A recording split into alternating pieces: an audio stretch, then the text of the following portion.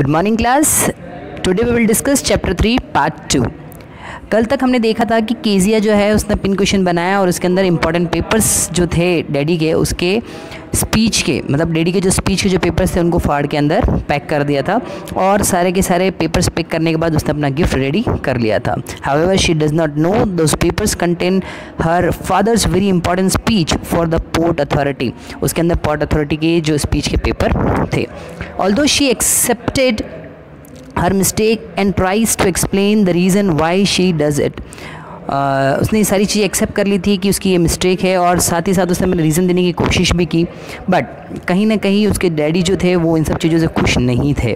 सो लिखा हुआ है कि although she accepted her mistake and tries to explain the reason why she does it, but बस जो फादर थे, her father was too angry to listen to her reason and punished her with a ruler on her palm। उसके father जो थे बहुत गुस्सा हुए क्योंकि उसके फादर बिल्कुल भी नहीं सुनना चाह रहे थे और कोई रीज़न नहीं सुना और साथ ही साथ उन्होंने पनिशमेंट दिया। पनिशमेंट क्या था? हर पनिशमेंट वॉज दैट कि उन्होंने एक रूलर लिया, स्केल, और स्केल लेके उसकी हथेली पर बहुत सारी पिटाई कर दी। However, she failed to understand why she made out to punishment even after she accepted her mistake. Terribly she said, what did God make father for? उसे कुछ समझ नहीं आया और उसे बिल्कुल समझ नहीं आ रहा था कि उसके फादर ने उसके एक्सेप्ट करने के बाद भी उसे इतना क्यों मारा, उसे ये पनिशमेंट क्यों मिला, वो नहीं समझ पा रही थी। इवन आफ्टर, जबकि उसे ये पता था कि उसने अपनी सारी मिस्टेक्स जो है वो एक्सेप्ट कर ली है, फिर भी उसे नहीं समझ आया कि उसको इतनी पनिशमेंट क्यों मिली थी। और उसने टेरिबली, बहुत दुखी होने के साथ साथ उसने कहा कि गॉड ने पापा लोगों को बनाया ही क्यों है, गॉड ने फादर को क्यों बनाया है, ये क्वेश्चन वो करती है। Most importantly, one evening she saw mister McDonald's playing with her 5 children, laughing and enjoying with them. और बहुत इंपॉर्टेंट बात बताई रही है कि एक इवनिंग उन्होंने अपने पड़ोसी को देखा, पड़ोसी मिस्टर मैकडॉनल्ड्स हैं और उनके 5 बच्चे हैं और उन्होंने देखा कि मैकडॉनल्ड्स जो हैं वो अपने 5 बच्चों के साथ खेल रहे हैं, लाफ कर रहे हैं, हंस रहे हैं और काफ़ी इन्जॉय कर रहे थे। और इन सब को देख के वो हमेशा अपने आप से जेलस फील करती थी कि हमेशा ऐसा क्यों और मेरे डैडी ऐसे क्यों नहीं हैं। This event influence Kezia that all fathers are not similar. इस जो इवेंट था उसने बता दिया कि इससे केजिया को ये विश्वास हो गया था कि सारे पिताजी जो होते हैं वो सब एक जैसे नहीं होते हैं। She concluded that some father is caring and loving like mister McDonald. कुछ जो पापाज होते हैं वो केयरिंग होते हैं, लविंग होते हैं जैसे मिस्टर मैकडॉनल्ड हैं, और कुछ बहुत हार्श होते हैं जैसे मेरे पापा हैं। मतलब उसने ये इन्फ्लुएशन और उसने एक कंक्लूजन निकाल लिया था उन मिस्टर मैकडॉनल्ड्स को देख के कि कुछ जो लोग होते हैं वो मेरे पापा जैसे होते हैं, कुछ लोग जो होते हैं वो मिस्टर मैकडॉनल्ड जैसे होते हैं जो बहुत लविंग होते हैं। However her attitude towards her father changed someday. कभी न कभी उसका एटीट्यूड चेंज होना है। Her mother needs to be hospitalize. एक दिन उसकी माँ जो है वो हॉस्पिटलाइज हो गई थी एंड हर ग्रैंड मदर जो थी गोज़ विद हर, और उसकी ग्रैंड मदर मतलब दादी जो थी वो उसकी मम्मा के साथ हॉस्पिटल गई हुई थी। मतलब अभी सिचुएशन आपको दिखाई जा रही थी कि उसके एटीट्यूड में कब चेंज आया। तो चेंज आने के लिए बताया गया कि एक दिन की बात है जब उसकी माँ जो थी वो बीमार थी और हॉस्पिटल में एडमिट थी, वहीं उसकी दादी उनके साथ वहीं पे हॉस्पिटल में थी।